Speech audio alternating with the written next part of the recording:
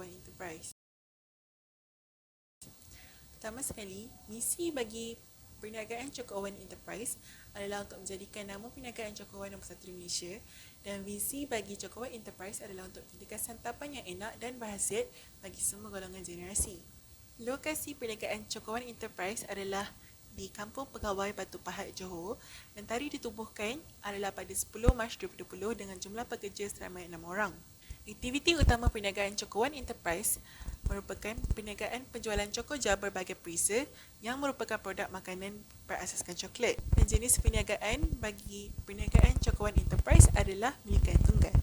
Cara pemasaran Cakuan Enterprise adalah menggunakan perniagaan secara atas talian seperti Shopee dan Lazada, dan pengedaran melalui ejen di serata negeri dalam Malaysia. Sejarah penubuhan bagi perniagaan Cakuan Enterprise, perniagaan ini telah mula beroperasi semenjak 6 bulan yang lalu.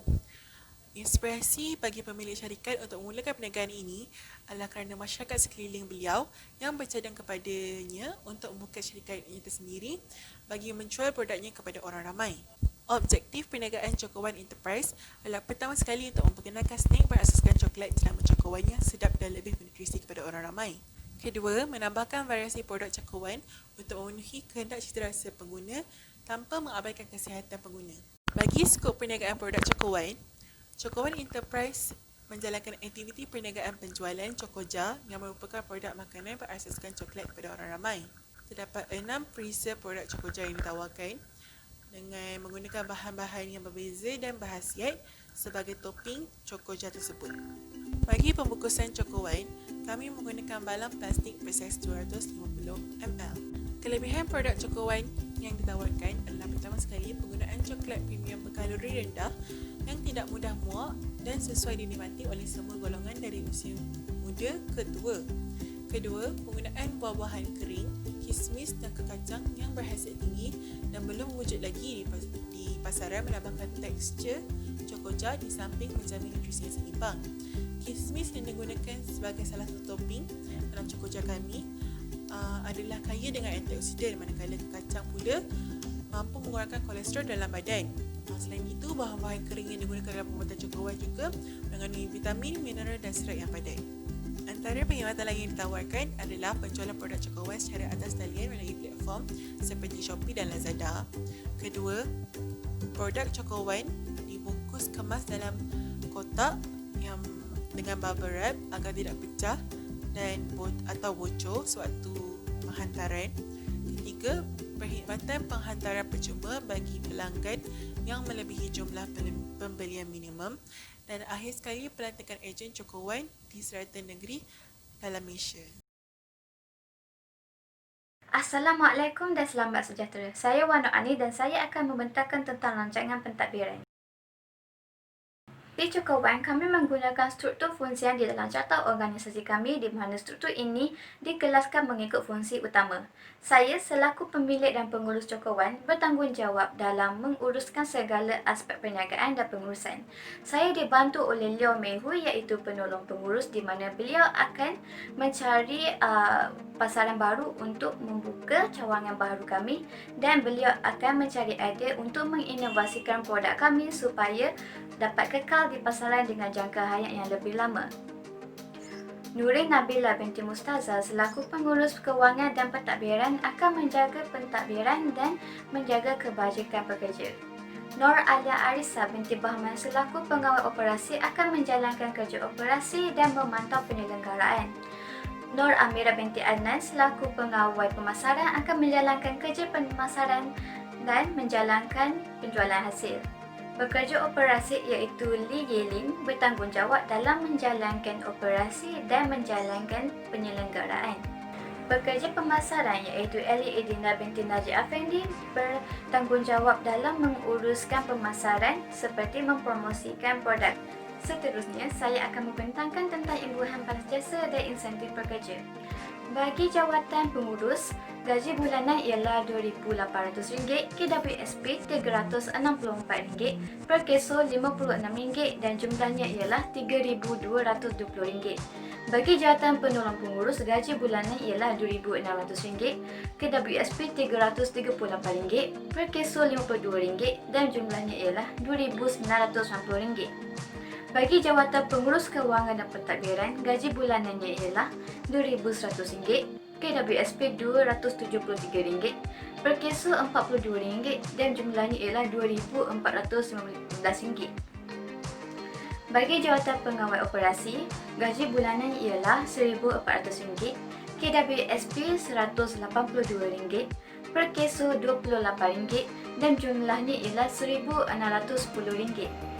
Bagi jawatan pengawal pemasaran, gaji bulanannya ialah RM1,400, KWSP RM182 per keso RM28 dan jumlahnya ialah RM1,610. Bagi pekerja operasi, gaji bulanan ialah RM1,200, KWSP RM156 per keso RM24 dan jumlahnya ialah RM1,380.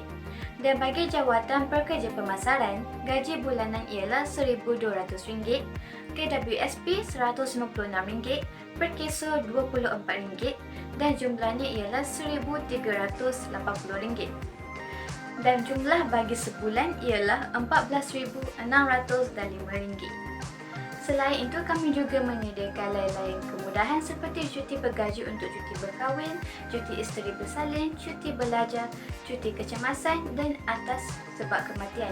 Kami juga menyediakan allowance untuk pekerja, kami menyediakan insurans untuk pekerja, kami juga memberikan subsidi untuk pembelian barangan dan perkhidmatan dan juga untuk rawatan. Seterusnya, saya akan menyerahkan kepada Lee Yilin untuk membentangkan tentang rancangan operasi. Salam sejahtera, saya Lily akan membentangkan tentang rancangan operasi selaku pekerja operasi Joko One Enterprise.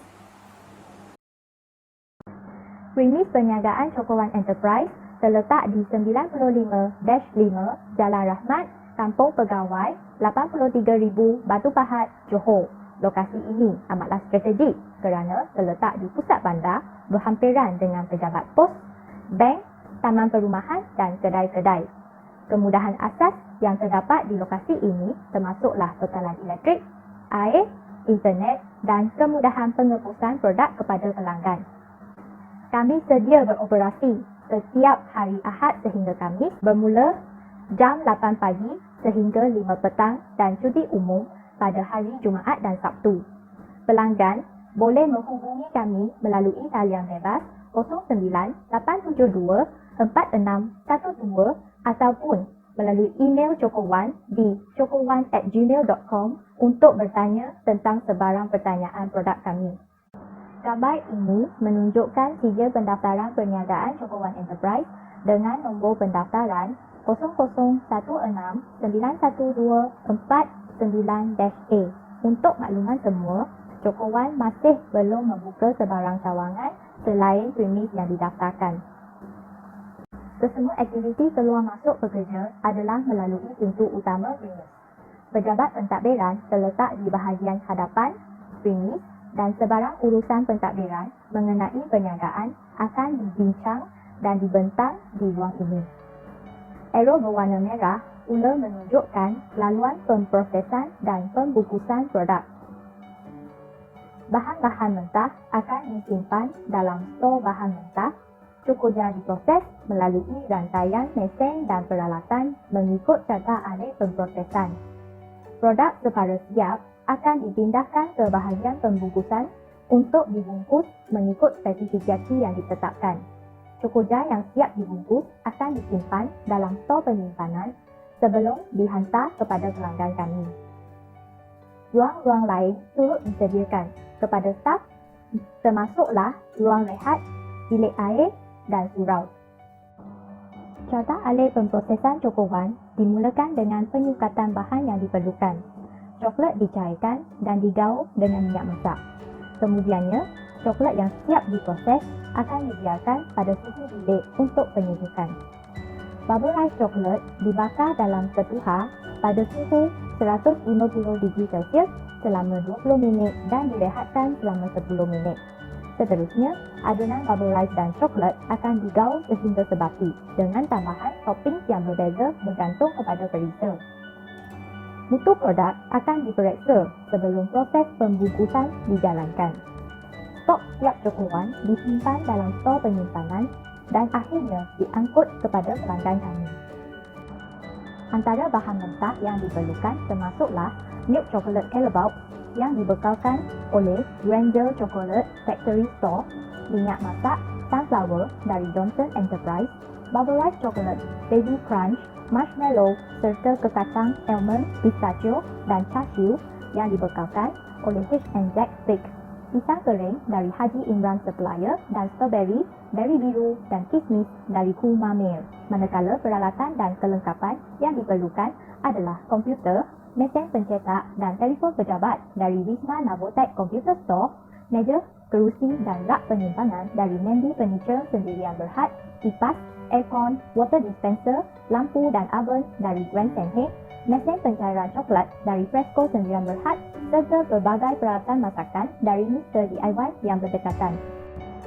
Kos operasi sebulan cokowan dapat difeeder dengan hasil tambah kos operasi langsung dan tidak langsung. Kos operasi langsung termasuklah kos bahan mentah langsung berjumlah RM60,000 dan kos buruh langsung sebanyak RM6,800. Kos operasi tidak langsung pula melibatkan kos buruh tidak langsung RM3,500 dan kos overhead sebanyak RM8,500 menjadikan jumlah kos operasi sebulan berjumlah RM78,800. Menurut bahagian pemasaran, permintaan yang diramalkan adalah 6,000 unit cokoja dengan stok penimbang 5% sebanyak 300 unit, menjadikan jumlah output sebanyak 6,300 unit cokoja dalam sebulan. Kos seunit keluaran cukuran dapat dihitung dengan membahagikan jumlah kos operasi dengan jumlah output. Didapati bahawa kos pengeluaran cokowan adalah berharga RM12.50 seunit. Selamat sejahtera, nama saya Liao Mei Hui. Saya akan membentang bahawa rancangan kewangan untuk Cokowan Enterprise. Berikut adalah senarai perbelanjaan untuk Cokowan Enterprise.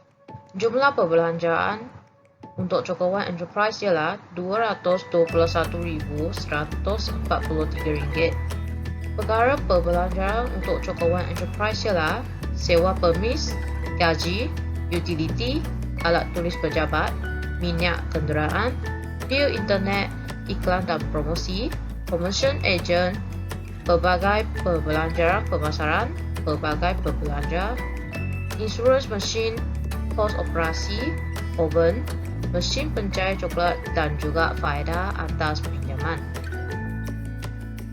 Seterusnya ialah kos pelaksanaan projek bagi Cokowan Enterprise.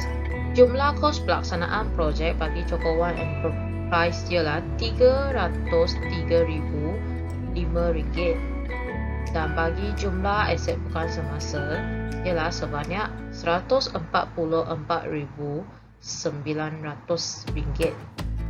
Untuk keperluan modal kerja iaitu kos operasi, jumlahnya ialah RM78,800. Untuk pembelanjaran ialah sebanyak RM79,305. Ada dua perkara dalam belanjaan iaitu kos pentadbiran bulanan dan juga kos pemasaran. Kami juga telah menghasilkan performa aliran wang tunai. Performa tersebut akan menunjukkan ramalan kedudukan wang tunai bagi Cokowan Enterprise bagi setahun yang seterusnya. Performa tersebut mengandungi tunai masuk dan juga tunai keluar. Melalui pengiraan, kami boleh mengetahui bahawa Cokowan Enterprise dapat lebihan tunai ataupun kurangan tunai pada setiap bulan tempoh tersebut. Dari performa, kita boleh nampak bahawa pada bulan Februari hingga Jun 2020, perniagaan menghadapi kurangan tunai disebabkan oleh tiada pinjaman, tiada modal tambahan, dan juga kenaikan jualan yang kurang. Hal ini akan dapat diselesaikan pada Julai 2020 kerana berlakunya penambahan jualan mulai bulan tersebut. Kedudukan wang tunai bagi Joko One Enterprise juga telah bertukar dari kurangan tunai kepada lebihan tunai. Performa yang seterusnya ialah performa penyata untung rugi. Performa tersebut meringkaskan ramalan pendapatan dan perbelanjaan bagi setiap bulan setahun seterusnya bagi Joko One Enterprise untuk tujuan menunjukkan untung bersih ataupun rugi bersih yang diperoleh pada akhir tahun kewangan. Pada bulan Februari, perniagaan kami menghadapi kerugian. Hal ini disebabkan oleh penggunaan teknologi yang baharu. Pekerja-pekerja memerlukan masa yang secukupnya supaya lebih mahir dalam penggunaan teknologi tersebut. Kerugian tersebut juga disebabkan oleh jualan kami tidak menambah sebanyak dengan penambahan belian. Belian tersebut akan digunakan sebagai sumber latihan pekerja-pekerja supaya lebih mahir dalam penggunaan mesin teknologi tersebut. Selain itu, pada bulan Jun dan Julai, perniagaan juga menghadapi kerugian kerana jualan pada bulan tersebut tiada penambahan. Walaupun perniagaan kami menghadapi kerugian ataupun tiada kerugian dan juga keuntungan pada permulaan 6 bulan yang seterusnya, tetapi perniagaan kami akan beruntung bermula dari bulan Julai hingga bulan Disember kerana peningkatan jualan perniagaan kami. Secara kesimpulannya, kami yakin bahawa perniagaan ini mampu memberikan pulangan yang lumayan dan kami positif bahawa perniagaan ini akan berdaya maju dan mampu untuk berkembang di masa hadapan. Kami juga berharap agar dapat menyumbang kepada ekonomi negara dan kami ingin memberikan yang terbaik kepada pelanggan kami dan memberikan snack yang sihat kepada mereka. Kami berharap agar kami diberi peluang untuk menjadi sebahagian daripada masyarakat perdagangan dan perindustrian Bumiputra atau MPPB yang berjaya di Malaysia pada suatu hari nanti. Sekian, terima kasih.